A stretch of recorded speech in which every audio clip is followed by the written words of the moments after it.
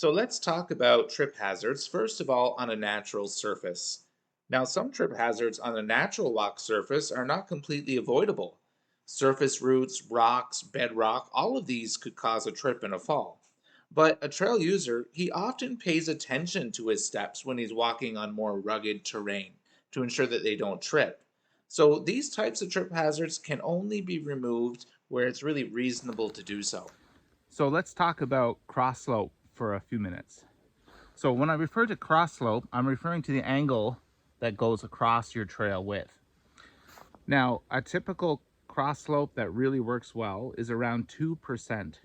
Any more like this one, which is way more steeper of a cross slope, it could cause rolling ankles when your ankle walks on the trail and it kind of twists because of the grade of the surface. So we do want a cross slope so water can flow off the trail and away from the trail. Cross slopes are important for drainage, but too much of a cross slope becomes a safety hazard for twisted ankles.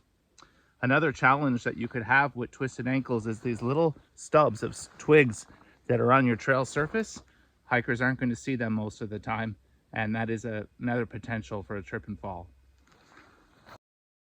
Now let's talk about trip hazards on built structures such as staircases or boardwalks. Boardwalks should never be installed with a grade because of their potential to cause a slip and fall. Steps are a better option in this case. Boardwalk decking should also be level from one piece of decking to the next, as should the edge of boardwalks or staircases. One common deficiency or challenge we see with outdoor staircases on trails across the province is you have different rises from step to step.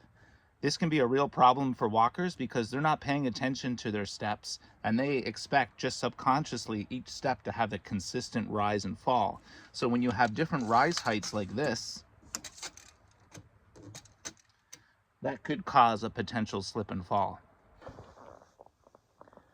A trip hazard is any immediate rise or fall of 1 inch or more that could cause a slip and a fall. When two different trail surfaces meet, such as when the natural surface meets a boardwalk, it would be best that the transition be level. So the natural surface would be built up level to the decking.